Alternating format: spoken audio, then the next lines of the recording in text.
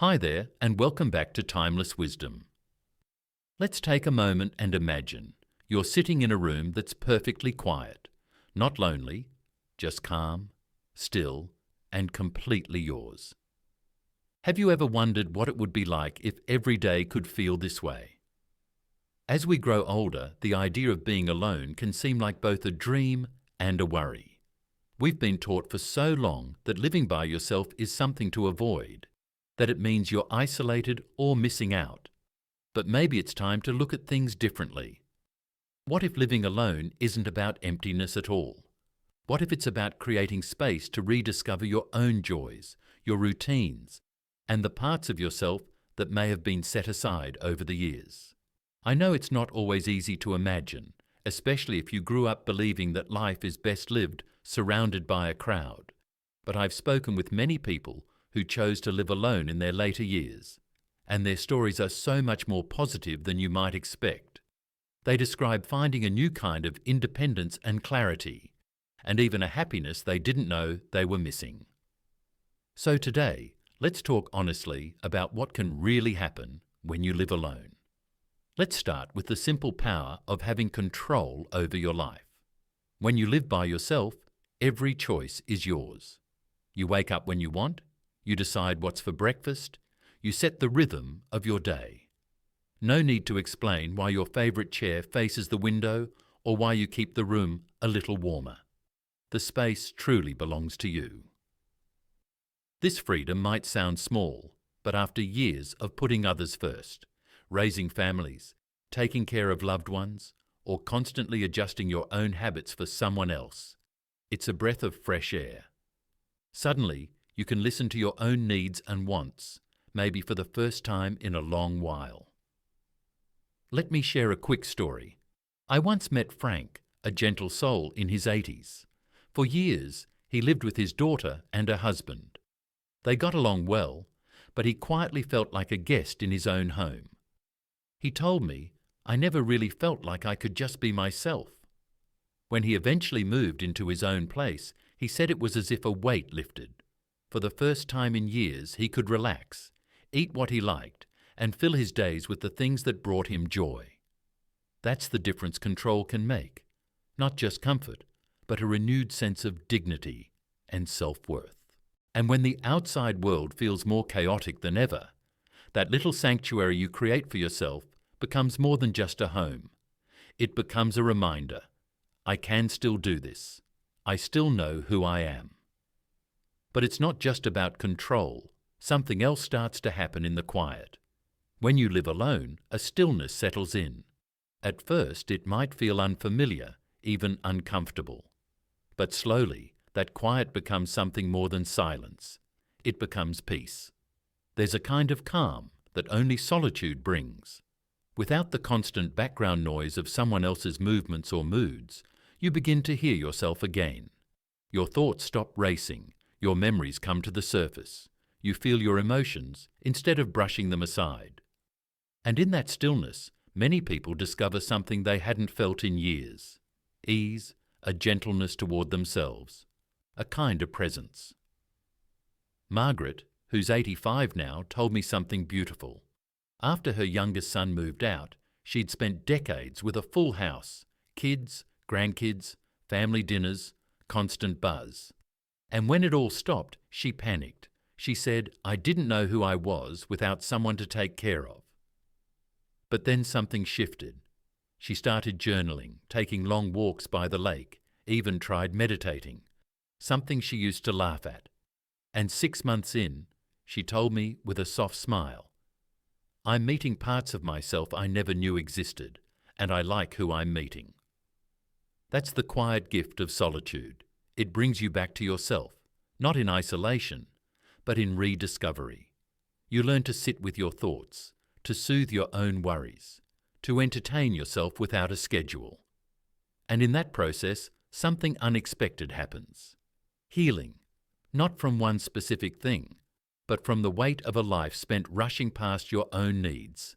And once you feel safe in your own company, the fear of being alone loses its power because you realize you are enough. You are not forgotten. You are not invisible. You are here, whole, worthy, still very much alive. And something else changes too, something many people don't expect: your relationships. When you live alone, the people you stay in touch with, the ones you call, the ones you visit, the ones you invite into your world, those connections start to shift. They become more intentional. You're not just surrounded by people because they happen to be in your house. You reach out because you want to, and others do the same. Walter, who's 84, shared with me how strange it felt after his wife passed and his children moved out. The house was so quiet at first, it felt like an echo chamber. But then he began to do something he hadn't done in years. He started calling his old army buddies just to talk. He joined a local book group at the library, wrote letters to his grandchildren.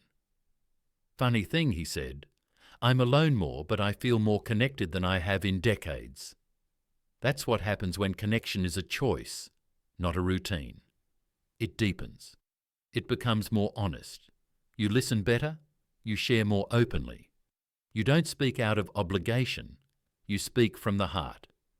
And that kind of communication, the kind that's built on mutual effort, not convenience, has a way of making you feel seen, even when you're miles apart.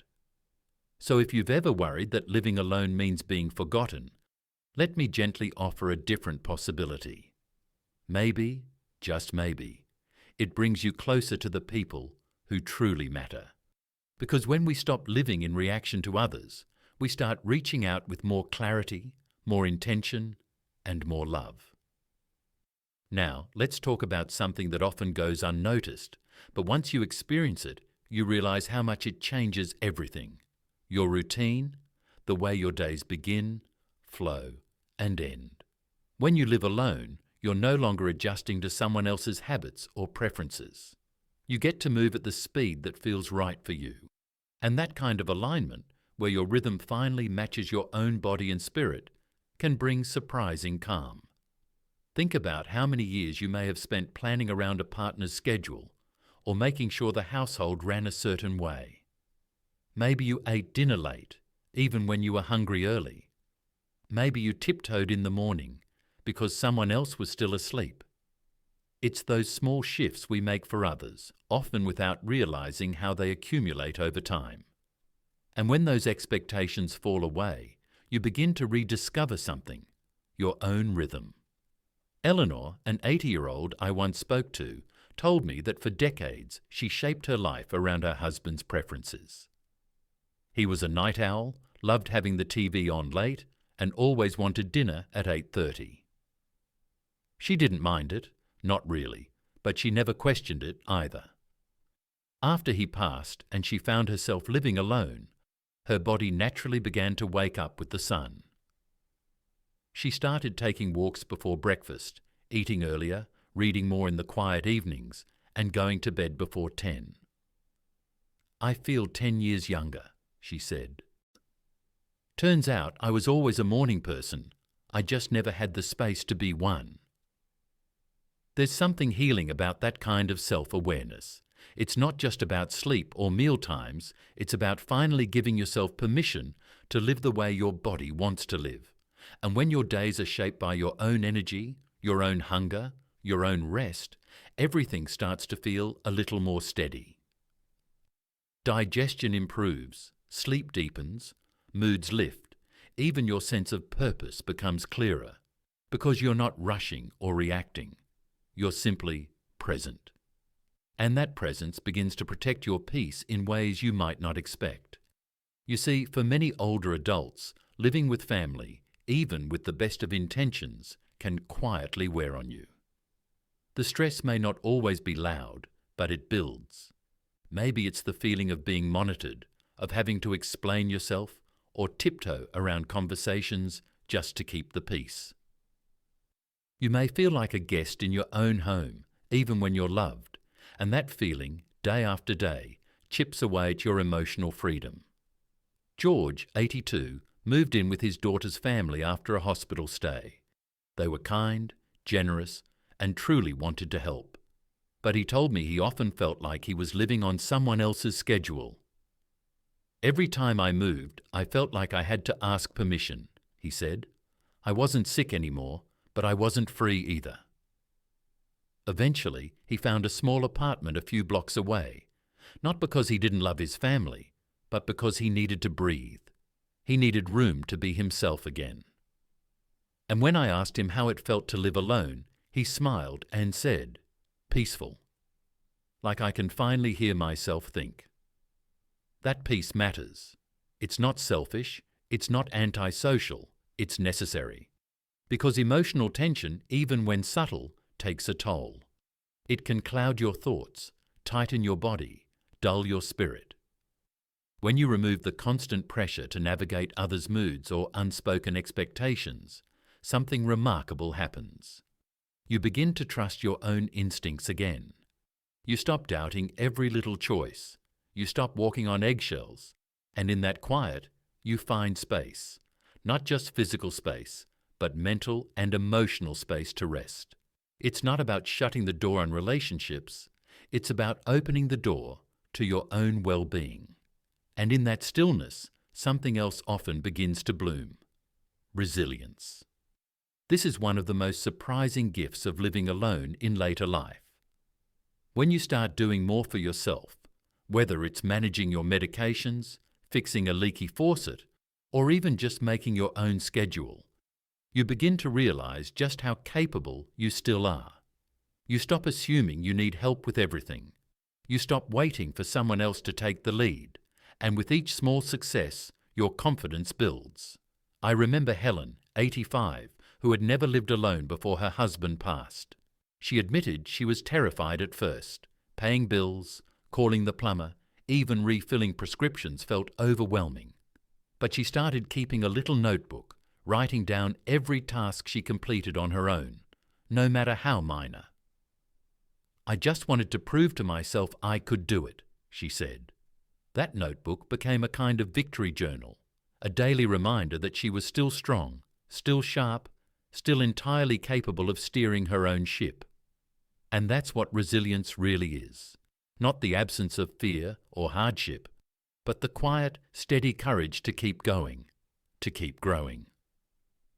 Living alone doesn't mean you'll never need help, but it means you don't need permission to take action. You don't have to wait for someone else to fix it. You become your own first responder. And in that process, you discover a kind of strength that can't be given. It has to be earned, lived, and felt.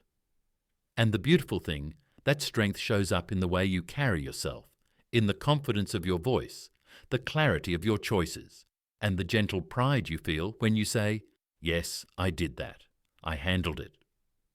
There's something deeply empowering in knowing that even as the world changes, even as your body changes, your spirit is still deeply intact, still active, still leading the way. And when you live alone, that spirit has more space to shine. Sometimes living alone isn't just about peace or resilience, it's about rediscovery. The kind that gently sneaks up on you in the quiet, in the in-between moments when no one else is around to shape your day. For many older adults, it becomes the first time in years, maybe decades, that there's room to ask, what do I love? What brings me joy? Not out of duty or habit, but from the inside out. Jack was 81 when his wife passed away. He had spent most of his adult life running a hardware store, waking up early, working long hours, putting food on the table, raising kids, keeping the wheels turning. After retirement, and especially after the house became still, he told me he didn't know what to do with himself. The silence was loud, he said. It scared me at first, but then something small happened. One afternoon, he noticed a set of watercolour paints his granddaughter had left behind. On a whim, he tried them. The next day he tried again, and before long it became a daily ritual.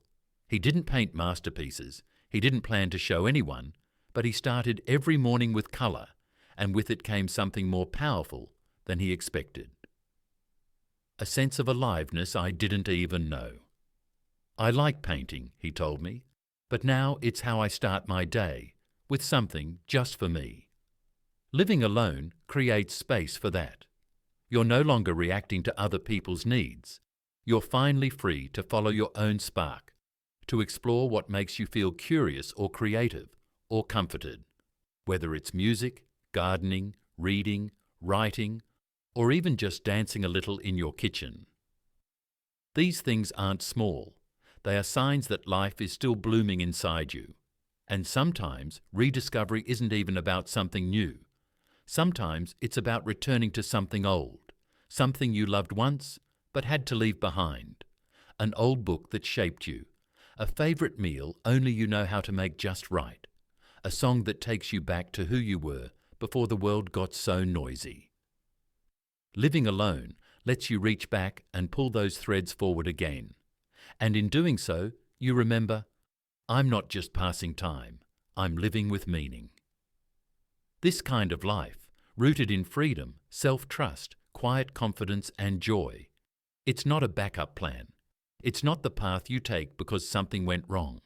It's a path that stands strong on its own, because it reflects who you've become. Someone wise, someone capable, someone with nothing left to prove, but everything still left to experience. And maybe that's what makes this stage of life so quietly beautiful. It's no longer about racing or chasing or climbing.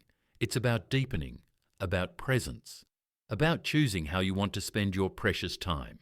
You are not missing anything just because your house is quiet. You're not falling behind just because your days look different from someone else's. You're not broken, forgotten, or invisible.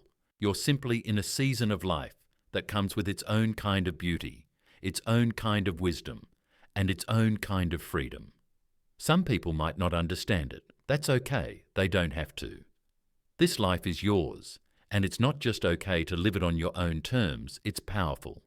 When you wake up in your own space, move to your own rhythm, rest in your own silence and follow your own joy, you are doing something remarkable. You are choosing to live, not out of obligation, not because someone told you how to, but because you've earned the right to design your days. You've earned the right to take up space, to follow your energy, to build a life that fits you. And what you may find, quietly, beautifully, perhaps even surprisingly, is that living alone doesn't mean being alone. It means being with yourself fully. It means creating relationships that are meaningful, not convenient. It means healing old wounds, not by avoiding them, but by giving yourself the time and silence to feel through them. It means waking up and realizing that there is still so much of you left, still curious, still strong, still open to life. And so, if you are living alone right now or thinking about it, know this. You are not behind. You are not too late. You are not too old to start again. Every single day, you choose to show up for yourself, to make your bed, to eat well, to move your body, to sit in peace, is a day you're building a life that honors who you are now, not just who you used to be. And that, more than anything, is what freedom really looks like.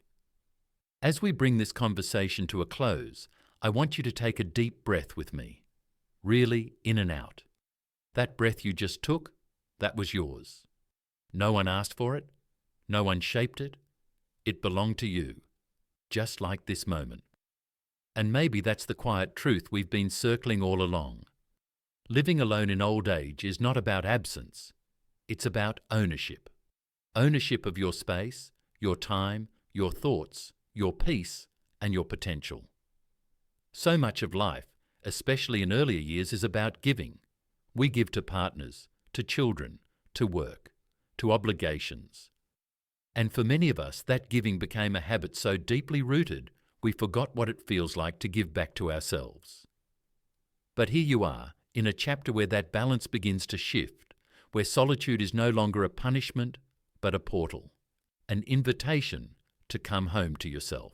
You've heard stories today of people like Frank, Margaret, Walter, Eleanor, George, Helen, and Jack, ordinary people who found something extraordinary in the stillness, dignity, discovery, confidence, joy. They didn't start with perfect plans or grand awakenings. They started with small steps, a rearranged chair, a morning walk, a quiet meal with music playing softly in the background. They followed those steps until the fear faded and the fear was replaced by something stronger. Trust. Trust in their ability to manage, trust in their right to rest, trust in the voice inside them that had waited patiently, sometimes for years, to be heard again. And now I hope you feel that same voice stirring in you, because the truth is, you are not waiting for life to happen.